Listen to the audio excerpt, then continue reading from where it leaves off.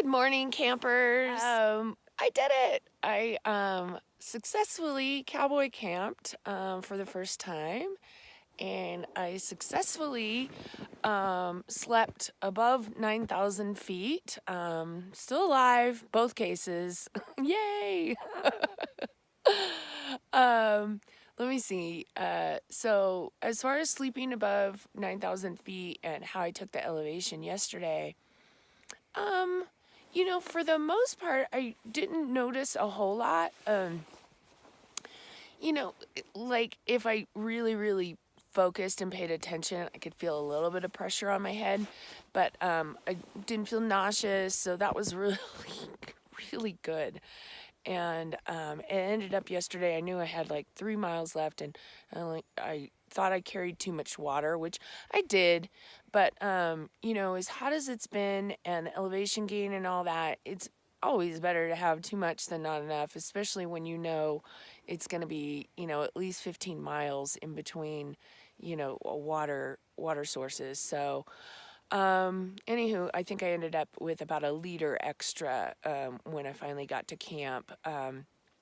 And because I realized I had so much, I was really kind of chugging that water those last few miles. Also, too, I like to make sure that I'm good and hydrated before I get to camp, because typically by the time I get to camp, it's almost bedtime. So, I don't want to get up 50 million times in the middle of the night to pee. So when I get to camp, I kind of stop drinking liquid. So I really depend on, first thing in the morning, cameling up and making sure that I'm cameling up at water sources, and I'm drinking plenty of water during the day so that at night when I do stop drinking, it's not, it's fine. So, it is a little cold up here. I'm a little over 9,000 feet. I think not quite 9,100 feet. Um, but I did cowboy camp, so I stayed plenty warm. I know the tent doesn't give a whole lot, but it actually does keep you a little bit warmer. So, oops. Sorry about that. And one of my main concerns being on the trail was being cold. I don't like to be cold. I got my little mittens, my fingerless glove mittens on, and and I had my beanie cap on. I'm fine now, but and I slept in my puffer last night. But it's comfortable to sleep in. It's not bulky or anything. It's really lightweight. It's what is it? Mountain Hardware, yeah.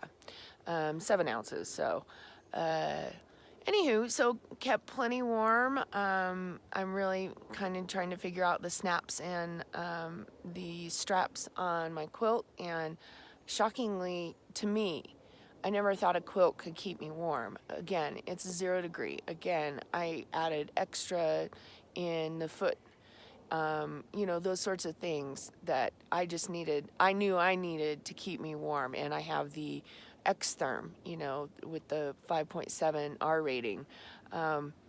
So those things are important to me. They're a little heavier because of the extra warmth, but to me, I got to be comfortable. It's not, if I'm cold, I'm not having a good time. So successful cowboy camping. I'll show you what I did here. So I've got a little kind of barrier around me. Part of it was there, and part of it I messed with last night. Just, I don't know, maybe it's superstition, or it made me feel more comfortable to know that there was some things around me that something had to trip over and make noise for approaching me. So, and then as you can see, I'm kind of cuddled up next to a tree, and so my backpack is there. And on the other side of it, I don't know if you can see, but over here, I shoved a bunch of, just debris, trees, dead trees there's a lot of material here. So I just shoved that in there again. So that's where all my stuff was, including my food. Because if you look around, there is no place to hang a bear bag. So, you know, and with that bear report yesterday, I don't know, the bear report yesterday, whether or not it was true, and the guy was just like trying to cause a hullabaloo, I'm not sure. I didn't see anything, you know, but the other side is I don't not think a bear was there, because I'm sure there's many bears here.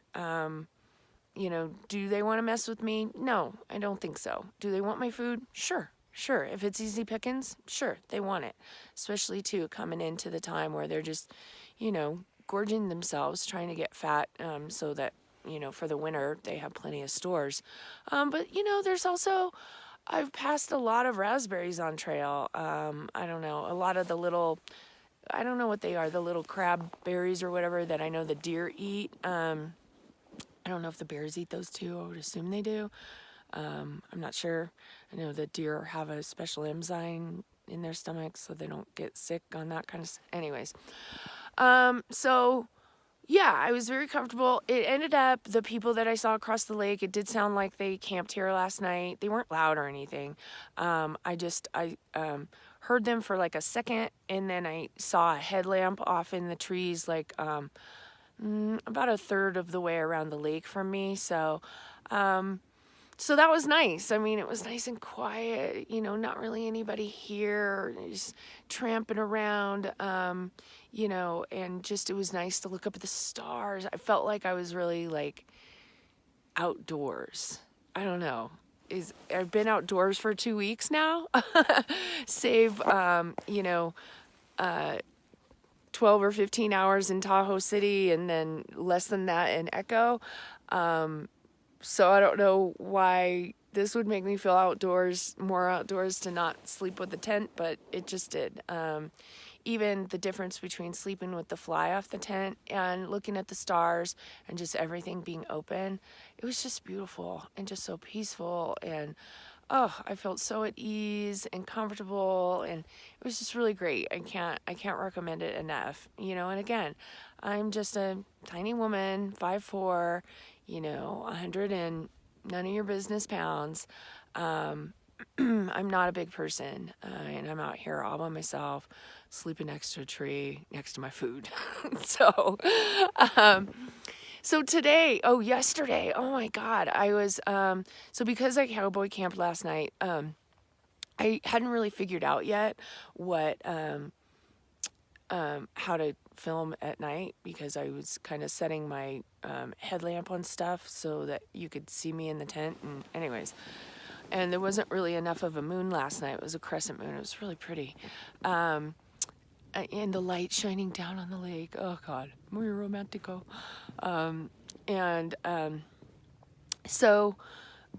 Anyways, so I didn't film last night, and boy, I tell you, anyways, I was stinking tired after yesterday's up. Yesterday, I just went up. And then after I went up some more. So, yeah, so I was a little tired, and I was a little fussy about getting my little cowboy camp premiere situation set up.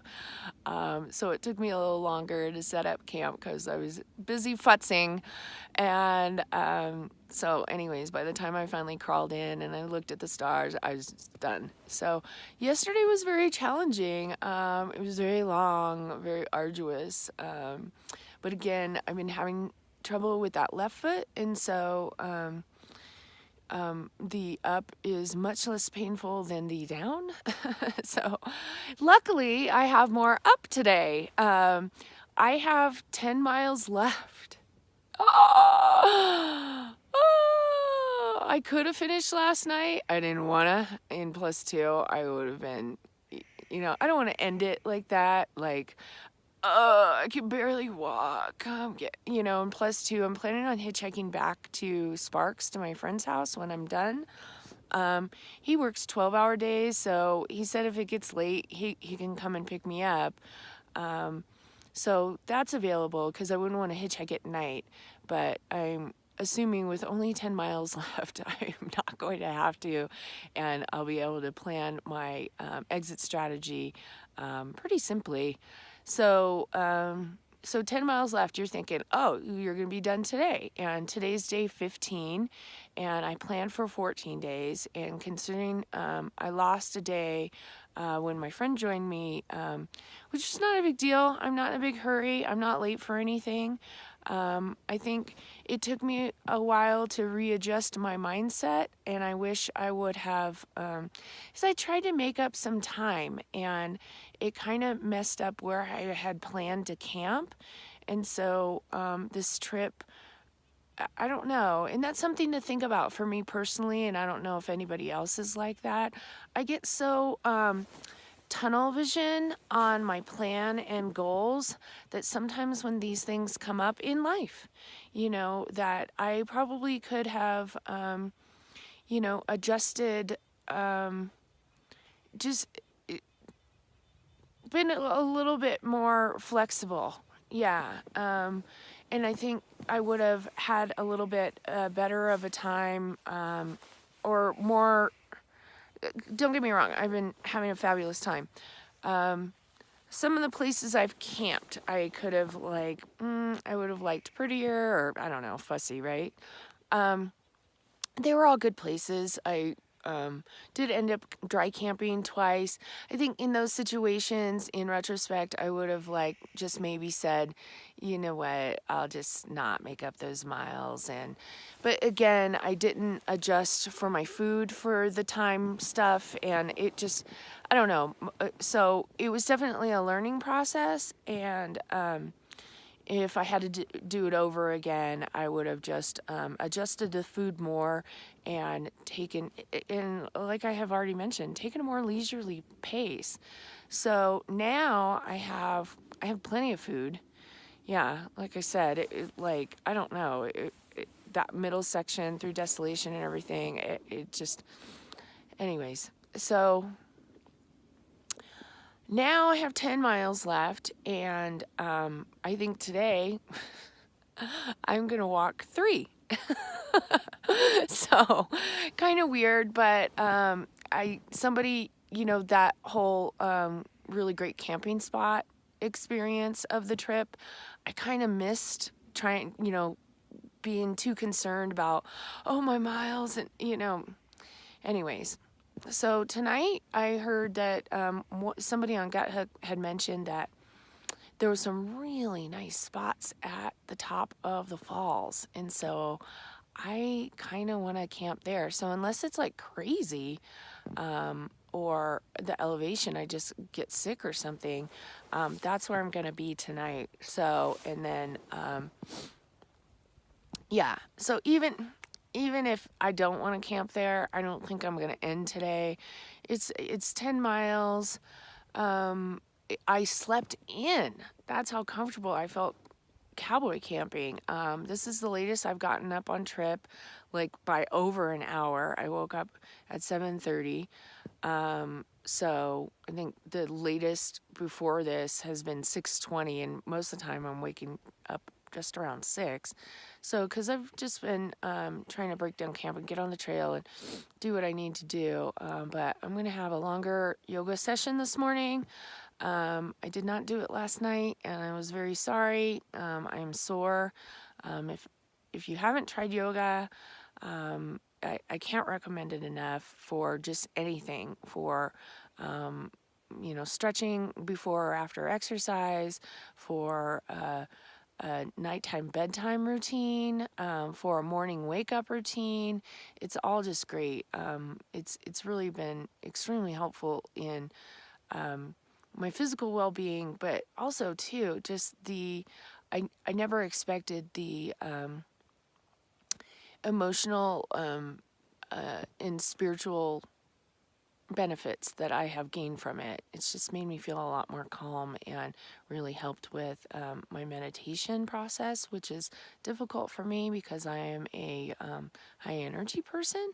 So Yeah, it's hard for me to sit down and sit. So it sounds so simple. It's not. But then it's only as complicated as we make it, isn't it? So anywho, so I think that's the plan today, and it's going to be another day of up. Because in the 10 miles, my high point is going to be 10,200, I think it was like 87 or something. So just shy of 10.3. So I'm at, let's say 90.50 right now. I think it's like around there, 90 and a half. And so, that's the plan. So I'm not going to hit that high mark today unless I hate the camping on top of Galena. So I'll save that for the last day. And that will be the highest point that I will have reached on trail.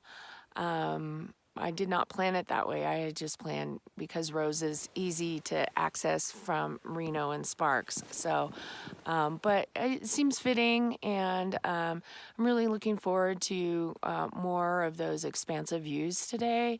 You know, people weren't joking when they said, "Oh, this is my favorite stretch. It's really pretty." I can't tell you how much I've enjoyed Gray Lake. It's just a little, you know, Thomas Kincaid, you know, painting, but except for pretty. Not a big fan of Thomas Kincaid. Sorry, Thomas Kincaid. It's not my thing. But, you know, just, it's like a little stream rolling into a lovely lake, and it's so pretty. So I'm going to hang out here a little bit, have a long yoga sesh, hike my arduous 3 miles. It is up. I think it's going to be to about 9,800 feet today. So we'll see how I fare there. You can see how on my face I'm a little puffy. So I'm going to chalk that up to elevation because I was not out partying last night. I was in bed by 8:30.